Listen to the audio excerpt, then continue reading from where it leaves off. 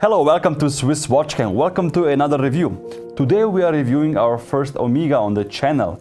Omega is a brand which people love across the world, and also I'm a big fan of. Actually, my first mechanical watch was an Omega. It was actually a day date from the 1970s. What more is there to tell about the Omega Speedmaster?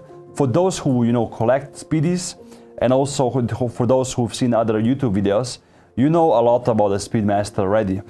Today I have something very special here. It's actually the Speedy Tuesday 1 edition. As you might know, the biggest achievement the Omega Speedmaster is associated with is the landing on the moon. It's also nicknamed the Moonwatch, as it's communicated by the Omega and also the fans around the world.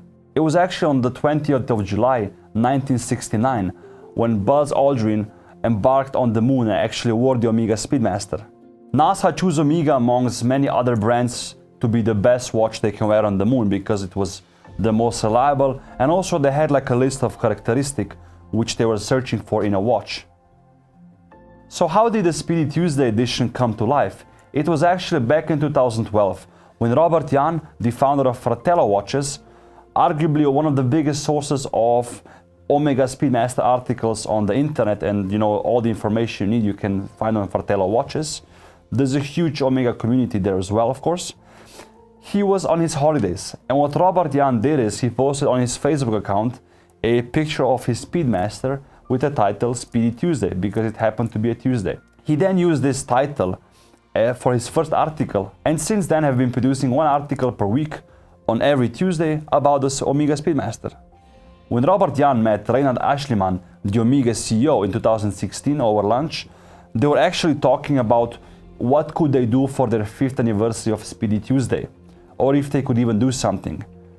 With a lot of surprise and happiness for sure, they were able to pull it off. So the following year, 2017, they launched this first Speedy Tuesday edition. It was also a very big step for Omega because it was the first watch which was launched and sold only online. It was a limited edition of 2012 pieces, and they cost approximately 6,500 Swiss francs. And how you would purchase it, actually you would go on the Omega website, and you would, in the form, you would fill in which number you would like to have from 1 to 2012. And then if the number was available, you would get it. You would then pay and pick up the watch in your nearest boutique. So why did Robert Jan and the team choose this design? This is actually an inspiration from the 1978 Alaska 3 project of Omega Speedmaster.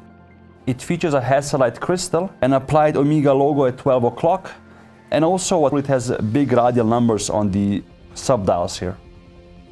What's very cool and also hard to see, in the middle of the crystal you have this very small Omega logo engraved in it.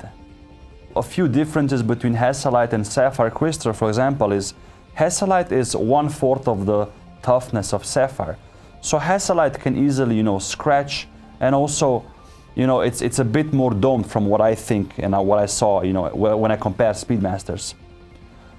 The choice of Hasselite versus sapphire is also more emotional than functional. All the watches which went on the moon used Hasselite crystal. That's why Robert Jan also wanted to have it on this model to commemorate all the men and all the journeys, the old Speedies embarked on. Powering this model is the classic caliber 1861. It's a descendant of the caliber the Moonwatches had in the past. It features a 48-hour power reserve and is a manual winding chronograph, of course.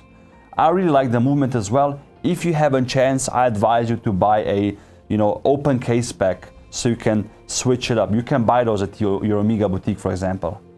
One of the very cool features in this watch as well is the amount of lume they used. So you have lume on the indexes, the hands, and also what's very cool is the tri-compacts, the subdials in the middle also have luminova on them. How do you navigate this dial and how do you read it? It's actually very easy. It's in your typical chronograph configuration. So you have your running seconds hands here at 9 o'clock. You have your hour hand, your minute hand. Then you have a subdial which is at 3 o'clock. This one is for measuring minutes of the chronograph. And at 6 o'clock there is the hour subdial.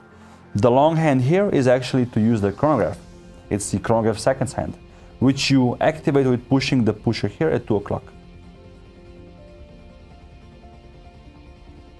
And then once you want to stop the chronograph, you just push the same pusher again. To reset it, you push the pusher at 4 o'clock here, and it goes back to 0. Very simple. As you also noticed, the Omega Speedmaster has a tachymeter scale bezel, which is very cool because the shape is very particular. You see the bezel reaches outside of the case a bit, and it has this gap if you look at it from the side. It's very cool. So how do you read the tachymeter scale bezel and how do you basically use it? It's actually very easy. Let me show you guys. So what you use this bezel for is to measure the average speed over a particular distance. Let's take 1 kilometer, for example. What you would do is at the beginning of this 1 kilometer, you would press the pusher at 2 o'clock to start the chronograph.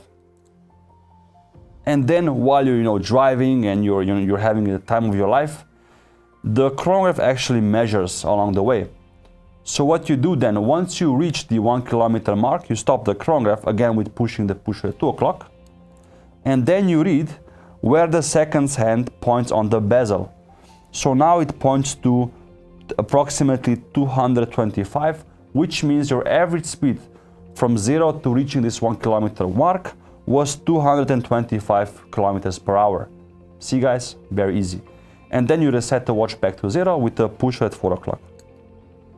What's also good, I think, for a chronograph is that the pushers and the crown are not screwed on, because you want to be able to use your chronograph whenever you want. And this watch is still, waterproof to 50 meters, which is more than enough.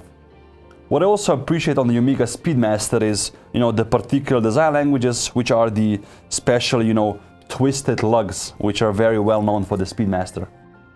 This is my friend's watch, and he also wanted to have a bracelet. So what he did is he actually bought the Omega 1171 bracelet with the deployant clasp, which is very easy to use and just, your standard, I think, Speedmaster bracelet. Very comfortable, and I think it also doesn't scratch so much on the bottom. If you are an Omega Speedmaster owner, you already know that the Speedmaster is a very versatile watch. You can dress it down, dress it up, you can wear it to all occasions, and it's also very comfortable. It's also very cool to play with different straps, and bracelets, and you make it your own watch, personalize it. What I like about the Omega Speedmaster as well is the wide, range of watches and models and versions and colors you can choose from. You can go for a vintage piece or a modern piece. I think there's a Speedmaster for every person. For me, I really like the Dark Side of the Moon option, which has the ceramic case and the open case pack and also the open dial. I think that's a really cool model. I want to hear from you guys, which is your favorite Omega Speedmaster model? Leave a comment down below, and also if you have any questions about this watch. On the side you have a photo of the watches we review next time. Yes, I said watches. It's going to be actually the first video where we will compare 3 watches in the same segment and price range. Tune in, thank you for watching, and see you soon.